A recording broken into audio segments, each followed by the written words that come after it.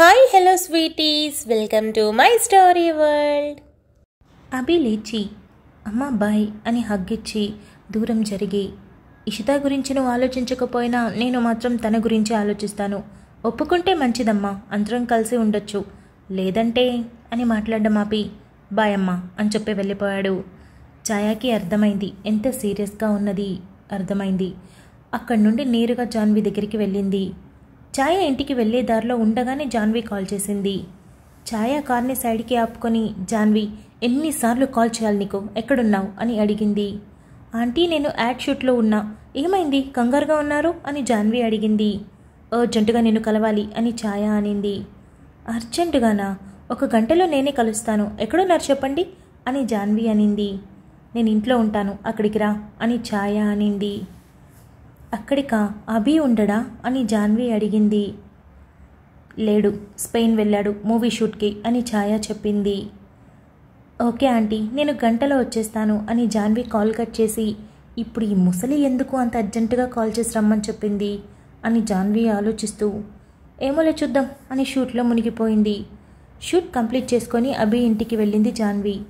జాన్విని చూసి తాగుతున్న juice glass పక్కన పెట్టేసి, ఇంతసేపేంటి జాన్వి అని ఛాయ అనింది. అభి లేకుండా ఇక్కడికి వచ్చి ఈ జిడ్డు మొహాన్ని చూడాలా ఏంటి అనుకొని, sorry aunty, little bit late, షూట్లో ఉన్నా, పైగా ట్రాఫిక్ మీకు తెలుసు కదా అని జాన్వి పళ్ళికిలిచ్చింది. ఓకే ఓకే కూర్చో అని ఛాయ అనింది. జాన్వి కూర్చొని, చెప్పండి ఆంటీ, ఏంటి ఇంత అర్జెంటుగా పిలిచారు అని అడిగింది. జాన్వి, ఇషితా ఎవరో నీకు తెలుసా అని ఛాయ అడిగింది. జాన్వి షాక్ అయి, దాని గురించి దీనికెలా తెలుసు అని అనుకొని, తెలుసా ఆంటీ అని అనింది. మరి నాకెందుకు ఇప్పటి వరకు చెప్పలేదు అని ఛాయ అడిగింది. ఆంటీ అసలు మీకెలా తన గురించి తెలుసు అని జాన్వి అడిగింది. అభి నాకు అంతా చెప్పాడు, పెళ్ళంటూ చేసుకుంటే దాన్ని చేసుకుంటాను, అంత అవసరమైతే మమ్మల్ని కూడా వదిలేస్తానని ఇండైరెక్ట్గా చెప్పాడు అని ఛాయ అనింది. జాన్వి షాక్ అయి అంతలోనే ఏడుపు నటిస్తూ ఆంటీ అంటూ ఛాయ ఒడిలో తలపెట్టి ఏడుస్తూ ఉంది. జాన్వి, ఎందుకా ఏడుపు, ఊరుకో, అసలేం జరిగింది అని ఛాయ అడిగింది. ఆంటీ, అభి ఆ ఇషితాని ప్రేమించడం మొదలెట్టాక చాలా క్రూరంగా మారిపోయాడు, నన్ను కూడా తప్పుగా మాట్లాడాడు, ఎలా అంటే ఒక బజారు మనిషిలాగా అని జాన్వి ముసలి కన్నీళ్లు కార్చింది. ఊరుకో జాన్వి అని ఛాయ అనింది. ఆంటీ, నేను అభిని ప్రేమించాక ముందుగా మీకే చెప్పాను, కారణం నేను మీకిచ్చే గౌరవం. ఇప్పటి వరకు అభికి కూడా తెలీదు, తన కెరీర్ని డిస్టర్బ్ చేయడం నాకు ఇష్టం లేదు, తను గొప్పవాడవ్వాలి, మీకు మంచి పేరు తీసుకురావాలని కోరుకున్నా.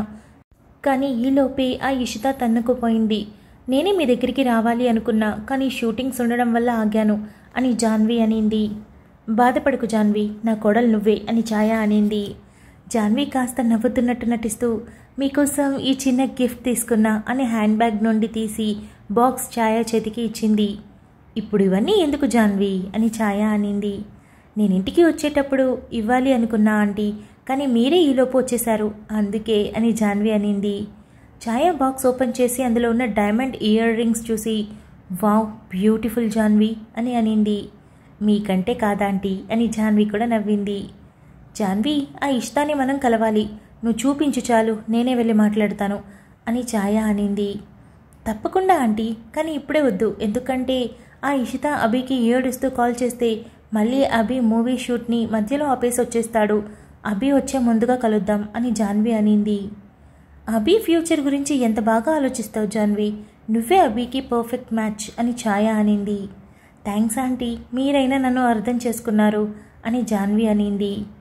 ఇషిత లోపలికి వెళ్ళి రాహుల్ ఎదురుగా కూర్చొని చిన్న స్మైల్ చేసింది. హాయ్ ఇషిత అని రాహుల్ అన్నాడు. హాయ్ అని చెప్పి నాతో మాట్లాడాలన్నారు అని అడిగింది. అవును, చాలానే మాట్లాడాలి, బట్ 10 నిమిషాలు అని మాట చెప్పాను, కాబట్టి 10 నిమిషాల్లో పూర్తి చేస్తాను అని రాహుల్ అన్నాడు.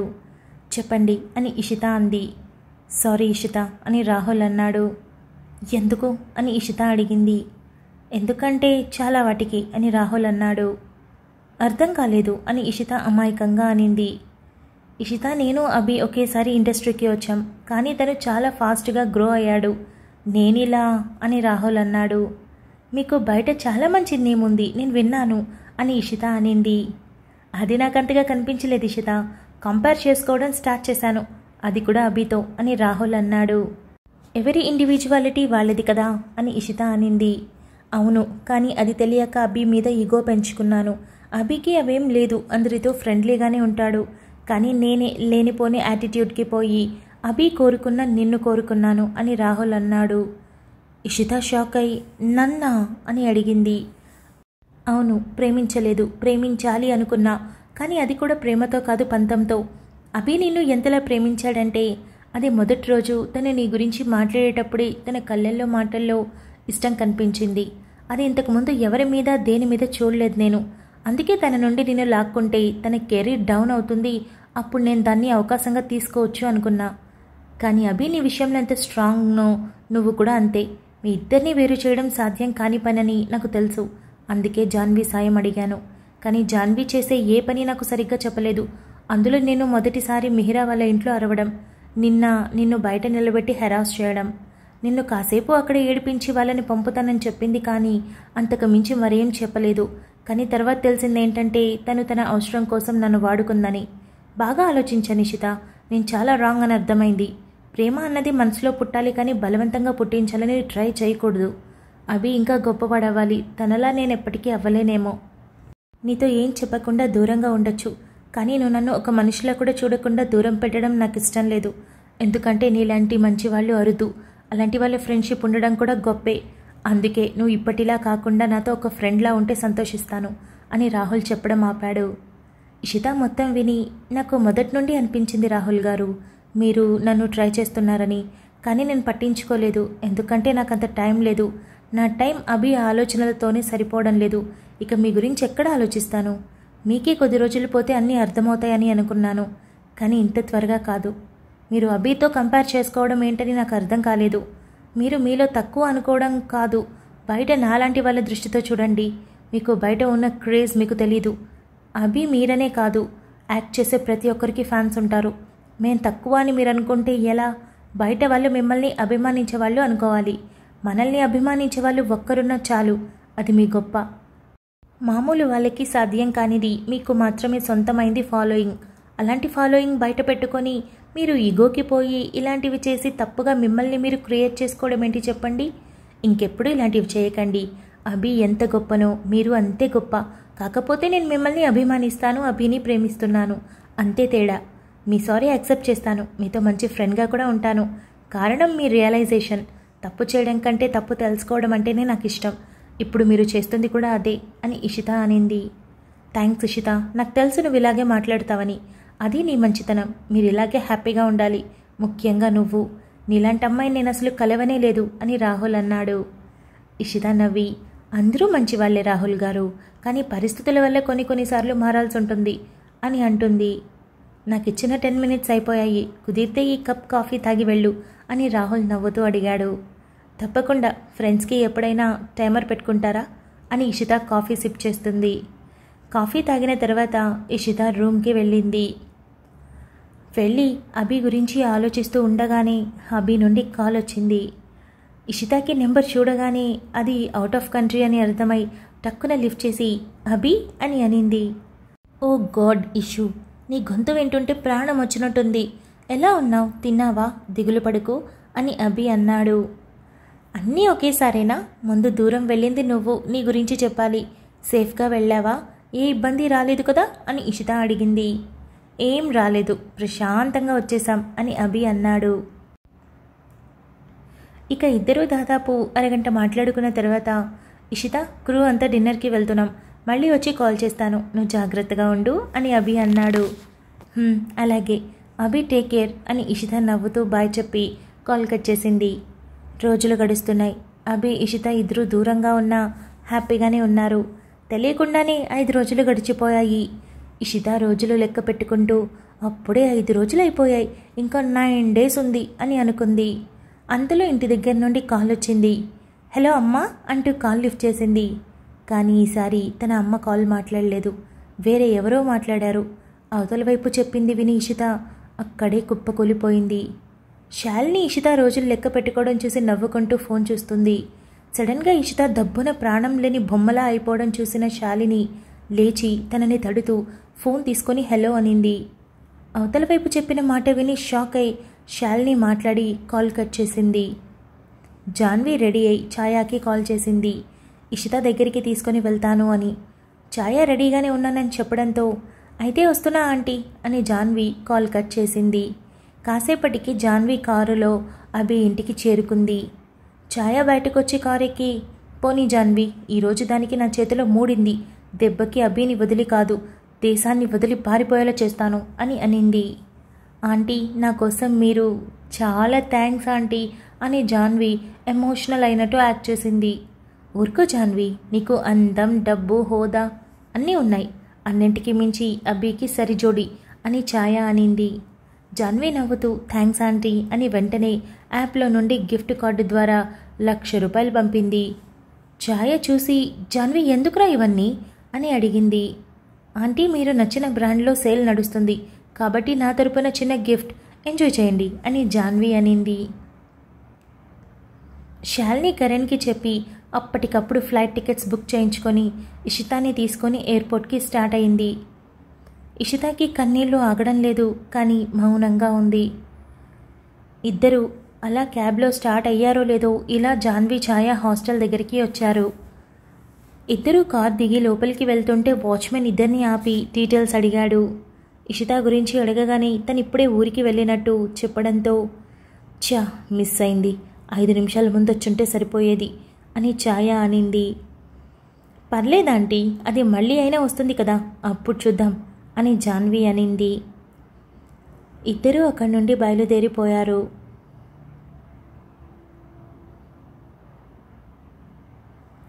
ఇషిత, శాలిని ఇద్దరూ ఫ్లైట్ ఎక్కి ఇషిత ఊరికి బయలుదేరారు. హైదరాబాద్లో ల్యాండ్ అయ్యేసరికి 4 గంటలు పట్టింది. దిగి ఎక్కడ ఆగకుండా అప్పటికప్పుడు కార్ మాట్లాడుకొని ఇషిత ఊరికి బయలుదేరారు. శాలిని ఇషితాని ఓదారుస్తూనే ఉంది, కానీ కంట్రోల్ చేయలేకపోతుంది. ఇద్దరూ దాదాపు 3 గంటల సేపు ప్రయాణం చేశాక ఇషిత ఇంటికి చేరుకున్నారు. శాలిని ఇషితాని కారులో నుండి దింపింది. నిండుగా జనాలు, ఏడుపులు, గోల. ఇషిత వినలేక గట్టిగా చెవులు మూసుకుంది ఏడుస్తూ. శాలిని ఇషితాని పట్టుకొని బలవంతంగా తీసుకెళ్ళింది. ఇషితాని చూసిన అందరూ ఒక్కసారిగా ఇంకా పెద్దగా ఏడ్చేశారు. ఇషిత గేట్ లోపలికి అడుగుపెట్టే ముందే తన కంటికి నేరుగా తన తల్లి, చెల్లి ఇద్దరు శవాల్లా అసలు గుర్తుపట్టనట్టు కనిపించడంతో అక్కడే కూర్చుండిపోయింది. ఇషిత ఏడుపు అక్కడికి వచ్చిన ప్రతి ఒక్కరూ చూసి చాలా బాధపడ్డారు. శాలిని ఓదారుస్తుంటే ఇషిత శాలిని చేయి పట్టుకొని గుక్క పెట్టి ఏడుస్తుంటే కనీసం ఆపడం తన వల్ల కాలేదు. ఇషిత చుట్టూ బంధువులు చేరిపోయారు. శాలినికి కూడా కన్నీళ్లు కారిపోతున్నాయి. ఇషితాని పట్టుకుని ఏమైంది అని తన బంధువుల్ని అడిగింది. తెలీదమ్మా, పక్కింటమ్మాయితో మాట్లాడుతూ వంట పని ఉందని వెళ్ళిందంట. అంతే, కాసేపటికి తల్లి బిడ్డ ఇద్దరూ పూర్తిగా తగలబడిపోయారు. కాలిన వాసన, అరుపులు వినిపించి లోపలికి వెళ్ళి చూస్తే ఇద్దరూ నిప్పుకి బలైపోయారు. అప్పటికీ గొంతులో మాట కూడా లేదు అని చెప్పిందా పెద్దావిడ. ఇషిత గట్టిగా కళ్ళు మూసేసి నోటికి చేతులడ్డు పెట్టుకొని పెద్దగా ఏడుస్తూ లేచి తన తల్లి కాళ్ళ దగ్గర పడింది. శాలిని ఇషితాని క్షణమైనా వదలాలి అని అనుకోకుండా వెంటనే వెళ్ళి ఇషితాని పట్టుకొని తన గుండెలకి హత్తుకుంది. ఇషిత ఏడుపు అక్కడున్న ప్రతి ఒక్కరికి చెప్పలేని దుఃఖాన్ని మిగిల్చింది. అసలు తన అమ్మ ఎవరు, చెల్లి ఎవరు అని గుర్తుపట్టనంతగా నల్లగా బొగ్గులా మసైపోయారు. ఇషిత ఏడ్చి ఏడ్చి తన గొంతులో తడి ఆరిపోయి మొహం కమిలిపోయింది. శాలిని ఏడుస్తూ ఇషితాని వదలకుండా, ఇషిత ఇలా అయిపోతే ఎలానే, ధైర్యంగా ఉండు అని చెప్తూనే ఉంది. కానీ ఇషితకి అవేం వినిపించటం లేదు. తన అమ్మ తనని ఎలా ముద్దు చేసేది, గోరు ముద్దలు తినిపించేటప్పుడు అంత పెద్దయిన ఆఖరి ముద్ద దిష్టి తీయకుండా వదిలేదే కాదు. కావాలని తన చెల్లిని ఉడికించేదానికి ఇషిత అందం ఎవ్వరికీ రాదే అని ఏడిపించే సన్నివేశం. అలా ఏడిపిస్తుంటే ఏం కాదు, నేనే అందంగా ఉన్నా అని తన చెల్లి ఉడుక్కోవడం. మూగ సైకిలతోనే తనకి ఎన్నో ముచ్చట్లు చెప్పేది తన చెల్లి. అవి అన్నీ తన కళ్ళ ముందు కదిలి ఇషిత దుఃఖాన్ని మరింత పెంచాయి. ఇషిత ఏడుపుతో పాటు సమయం కూడా గడిచి మధ్యాహ్నం దాటింది. ఇక శవాన్ని తీయడానికి చేయాల్సిన ఏర్పాట్ల సమయం అవుతూ ఉండడంతో ఇషిత బంధువుల నుండి ఒకతను వచ్చి, ఇషిత ఏర్పాట్లు చేయాలి అని అన్నాడు. శాలిని లేచి తన బ్యాగ్లో నుండి డబ్బు తీసి అతనికి చేతికి ఇచ్చి, అన్నీ మీరే చూడండి బాబాయ్ గారు, దానికి మాత్రం ఎవరున్నారు అని అనింది. అతను వెళ్ళి మిగిలిన పెద్దలతో కలిసి అన్ని ఏర్పాట్లు గంటలో పూర్తి చేశారు. సాయంత్రం 3 గంటల సమయంలో అన్ని ఏర్పాట్లు పూర్తి చేసి ఇషిత అమ్మని చెల్లిని వరండాలో నుండి బయటికి తెచ్చి అన్నీ చేస్తూ ఉన్నారు. ఇషిత అసలు తనలో తాను లేనట్టు అయిపోయి ఏడుపు కూడా రాక గోడకు ఆనుకొని అన్నీ చూస్తూ ఉంది. అన్నీ పూర్తి చేసిన పెద్దలు ఇప్పుడు ఎవరు దహన సంస్కారాలు చేస్తారు అని మాట్లాడుకున్నారు. ఇషిత లేయలేక లేస్తూ నేనే చేస్తాను అని అనింది. ఆడపిల్లవి నువ్వు చేయకూడదు తల్లి అని పెద్దావిడ అనడంతో మా అమ్మ చెల్లికి నేను చేస్తే ఏంటి అమ్మమ్మ, ఎవరూ అడ్డు చెప్పకండి ప్లీజ్ అని 2 చేతులు జోడించి వేడుకుంది. ఇషిత నీ బాధ మాకు అర్థమవుతుంది, కానీ నీకు ఇలాంటివి చేయడం మంచిది కాదు. నీ భవిష్యత్తు బాగుండాలి అనే కదా మీ అమ్మ కోరుకుంది. మరి ఇలాంటివి చేస్తే నీకు మంచిది కాదని మన సాంప్రదాయాలు చెప్తున్నాయి. కాదనకమ్మా అని నచ్చజెప్పారు. శాలిని కూడా ఇషిత నీ మంచి కోసమే కదే వాళ్ళకి నచ్చినట్టు కానివ్వు అని అనడంతో ఇషిత ఊరుకుండిపోయింది. గంటలో అన్నీ పూర్తి చేసి తన అమ్మ చెల్లిని శ్మశానానికి తీసుకుని వెళ్లేందుకు అన్నీ సిద్ధం చేయడంతో ఇషిత ఒక్కసారిగా గుక్కపెట్టి ఏడుస్తూ పరుగున బయటికి వెళ్ళింది. అందరూ తనని పట్టుకొని ఏడుస్తూ ఓదార్చే ప్రయత్నం చేశారు. తన కళ్ళ ముందే ఇద్దరిని తీసుకొని వెళ్ళిపోయారు. ఇషితకి ఇక ఎవ్వరూ లేరు అనే ఊహ భరించలేకపోయింది. ఏడ్చి ఏడ్చి అలిసిపోయి కూర్చొని ఉంది. వచ్చిన వాళ్ళు తిరిగి వెళ్ళిపోతూ ఉన్నారు.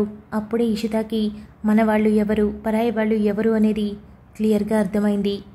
తన అమ్మ ఎప్పుడూ బంధువులు బంధాలు అంటూ ఎంతో విలువిచ్చేది. కానీ తను పోతే ఇషిత కోసం ఒకరు పక్కన నిలబడలేకపోయారు. కనీసం ఇల్లు కూడా సరిగా లేదు.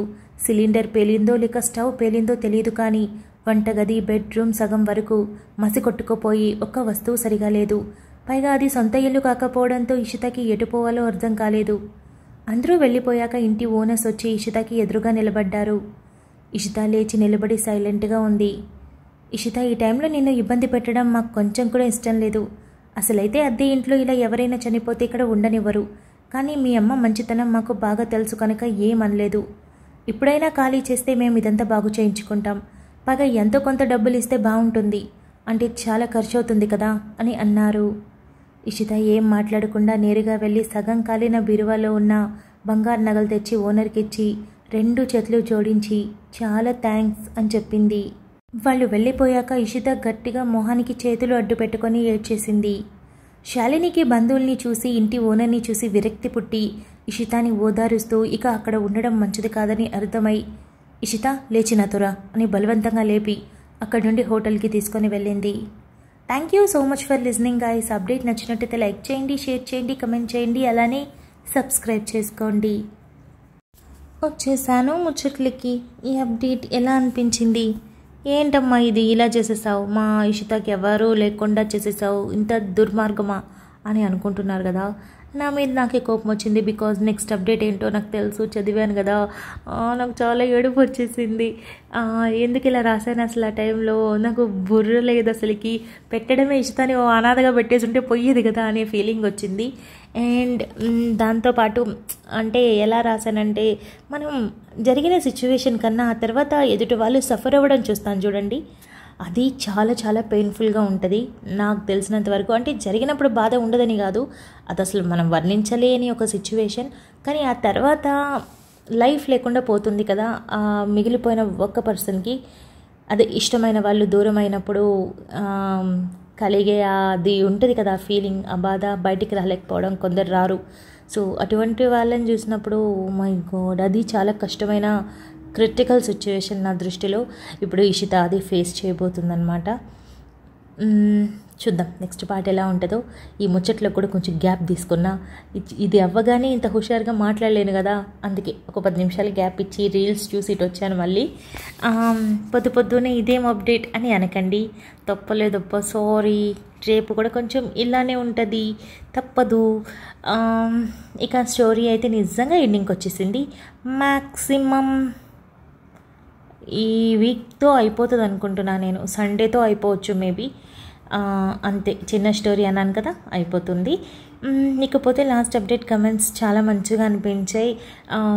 వరుణ్ భూమి విడిపోతారనేది క్లారిటీ ఇచ్చేశారు 2 రోజుల్లో అని అన్నారు. ఎస్ ఆఫ్ కోర్స్, చెప్పింది చేయడం మన ఇంట వంట ఉంది కాబట్టి చేసేద్దాం. ఇకపోతే మేఘా ఆకాష్తో డీలే మనం మాట్లాడుకొని ఉండొచ్చు అన్నారు. చూద్దాం, అదంతా మనం తర్వాత చూద్దాం. ప్రెజెంట్ హ్యాపీగా ఎంజాయ్ చేయండి, అంతకుమించి ఏం చెప్పలేను. అంతే ముచ్చట్లు. ఈ అప్డేట్ ఎలా ఉందో కమెంట్ చేయండి. మనం తర్వాత అప్డేట్లో కలుసుకుందాం. అంతవరకు keep smiling, stay healthy, bye guys.